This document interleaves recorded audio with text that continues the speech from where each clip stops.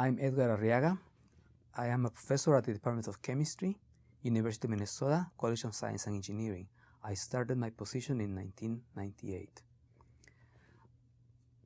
I got my undergraduate degree at the Universidad del Valle de Guatemala, and after that I got my PhD from Dalhousie University in Halifax, Nova Scotia, Canada. Currently, I teach analytical chemistry at the junior and senior level, and also teach at the graduate level.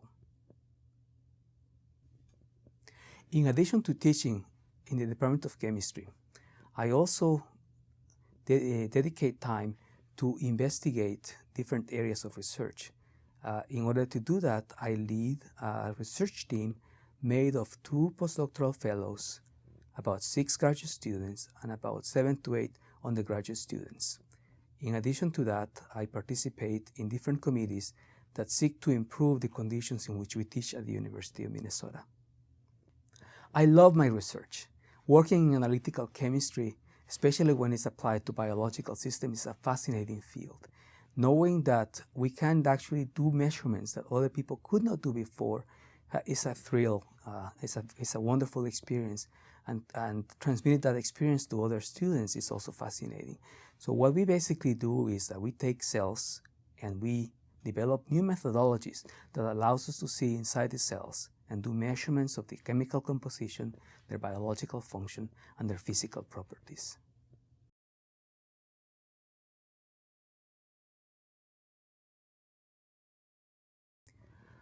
When I finished my undergraduate degree, I was very excited about joining the workforces, and it didn't take too long to realize that that was not really what I wanted to do. I really wanted to invest more time in research, in understanding the reasons why things happen in terms of analytical chemistry, and that's what led me to seek opportunities to go to graduate school.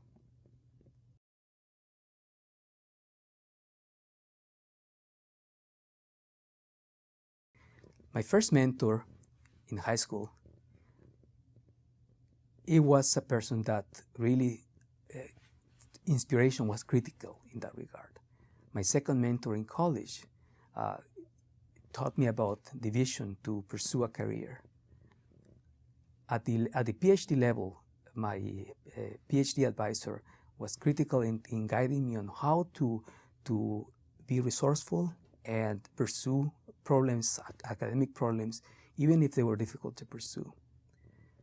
I did 2 postdoctoral fellows. In the first postdoctoral fellow mentor was somebody who taught me to be self-learning and explore new fields, even if I was not prepared to at that point in time.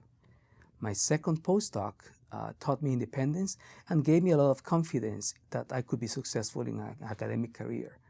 And even when I became a professor, when I was a junior faculty, I had a mentor, a more senior colleague that really was critical for where I am right now. This colleague was an inspiration in basically making sure that we have to maximize our options to succeed.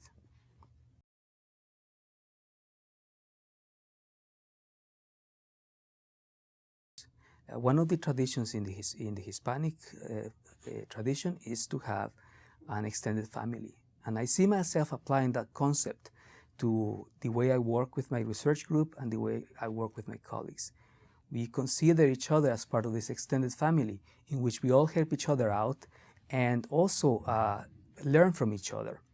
And this academic family, in a way, it could be seen as a family tree as well, in which I keep track of who was my advisor, who was my advisor's advisors. And my students are basically my academic children, and they will have, and I will hopefully one day have, academic grandchildren. Life as an academic is challenging but fascinating. And of course, in order to have a balance, it's important to put science aside and academia aside when I bicycle home on my 30-minute bicycle ride. But sometimes that's not sufficient. I think it's very important, personally, to disconnect totally. And I do that several times in a year when I go either skiing for a couple of days or get lost in the mountains of Canada, backcountry camping, or go sea kayaking in Alaska. So those are very special moments that, in a way, make me reflect and appreciate more what I do when I come back to my work.